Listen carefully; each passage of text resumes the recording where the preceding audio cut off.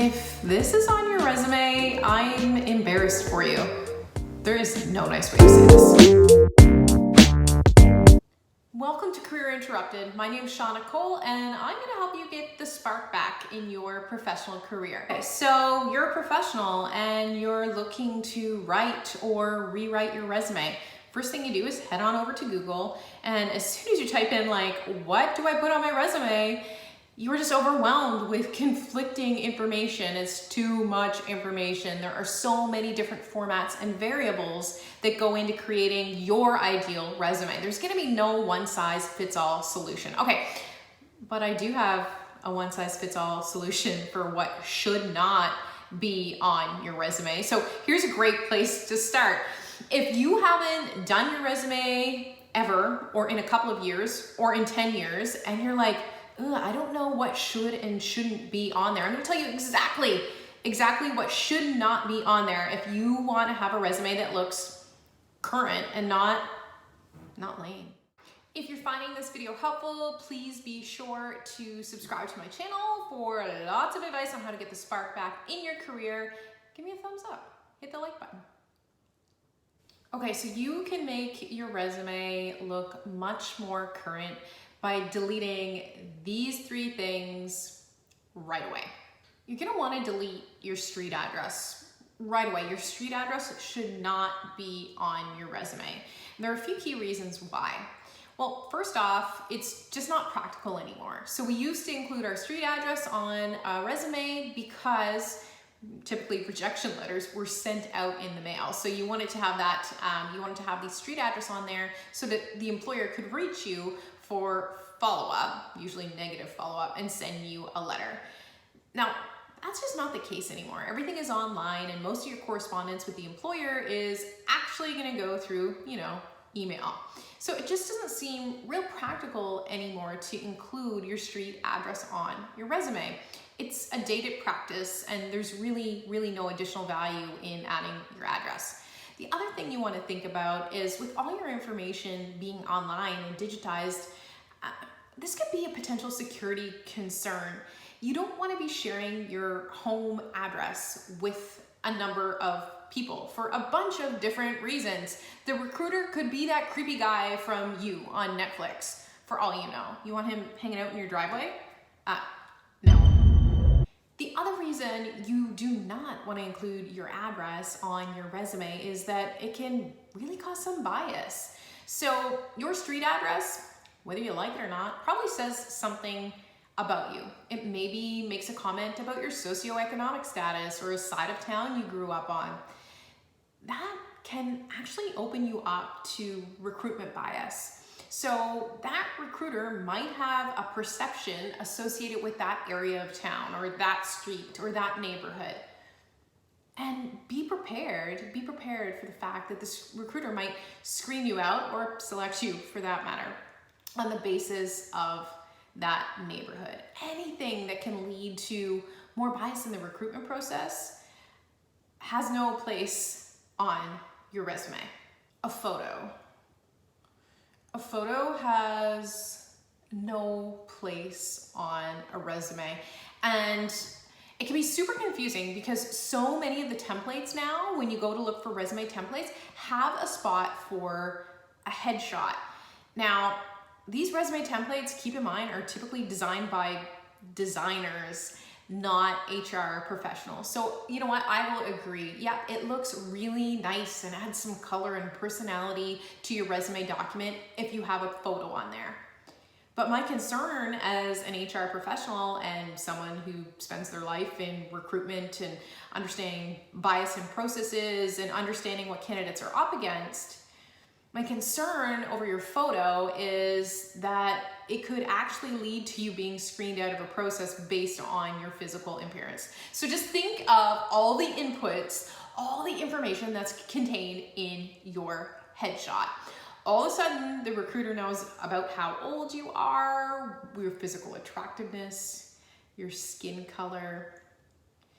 Now, let me ask you this. Do you think any of those factors should be an input to their hiring decision? No, none of those factors are valuable inputs to a hiring decision. What you look like, your age, your skin color. No, those are not valuable inputs to a hiring decision. So it does not make sense to include your photo on your resume. On top of that, on top of the fact that you're giving the recruiter a whole bunch of information that has nothing to do with your qualifications or candidacy in that photo, has nothing to do with any of that. On top of that, you might actually make the hiring manager or recruiter like super uncomfortable. They don't want to see your picture on a resume because particularly in larger companies, they know that a photo reveals a lot of information that can lead to many different biases in the recruitment process. So please, despite how pretty the templates look with the photo on them, you've gotta stop putting your photo on your resume. Okay, so traditionally there has been this section on resumes. At the very top, you've got your name and your contact information, and then underneath there has typically been this section called objective. Now, the objective section was pretty useful when you were sending a paper resume into a company, just sort of blindly, not applying to a specific job. That objective statement would tell the employer what type of job you're looking for. The recruitment practices have really changed since that time, so it's going to be pretty rare, if ever, you would blindly send a resume into an employer's office and just kind of ask to be matched up to a job. It's just not how recruitment works anymore. Recruitment is online. You're typically applying to a specific position on a job board or on LinkedIn or whatever. So the resume objective is dated and it just no longer makes sense. So replace the objective, which again was to signal to employers what kind of job you're applying for. Delete the objective and replace that with a professional summary that gives a high-level overview about what you bring, what your value proposition is, what your key differentiators are. So ditch the objective. It makes no sense. But put it on your resume for sure if you're going to include a photo and your street address too, because you want to, if anything, you want to be consistent. If you're finding this video helpful, please be sure to give it a thumbs up and subscribe to my channel. So the 3 things that you've absolutely got to delete from your resume right away are your street address, your photo, and your objective. They have no place on your resume and they're making you look dated. So if you're struggling with other areas of your resume and you're thinking, should I include this section? Should I include this bit of experience? Should I include this information? I want you to take a step back and ask yourself this question, and this is going to give you the answer every single time as to whether or not this is a piece of information that should be on your resume. The question that you need to ask yourself to gauge whether or not a piece of information should be on your resume is this piece of information a valuable input to the hiring decision? If the answer is yeah, for sure, this would be an important input to the hiring decision. The hiring committee needs to care about this. Include that information. If you're like, I'm not really sure, or nah, it's not going to be an input to the hiring decision, skip it, screen it out altogether. The only pieces of information that should be on your resume are pieces of information that are valuable and relevant inputs to the hiring decision.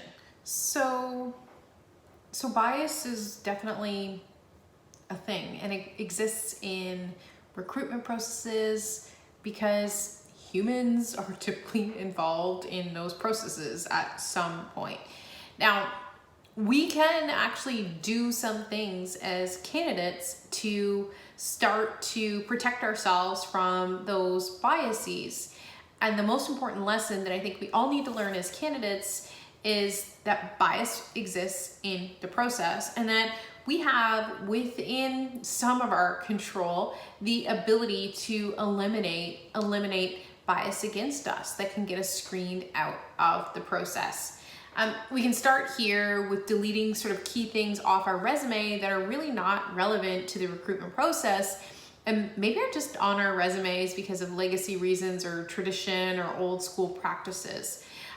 So we need to know and be aware and maintain that lens that, yeah, bias exists, but it's not completely hopeless.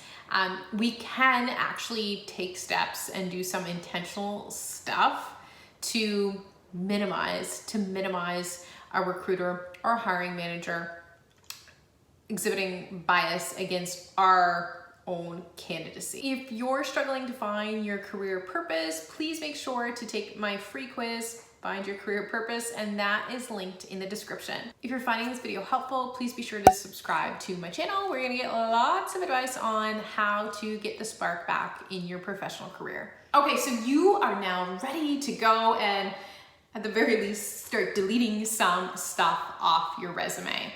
My name's Shauna Cole. Thanks so much for watching.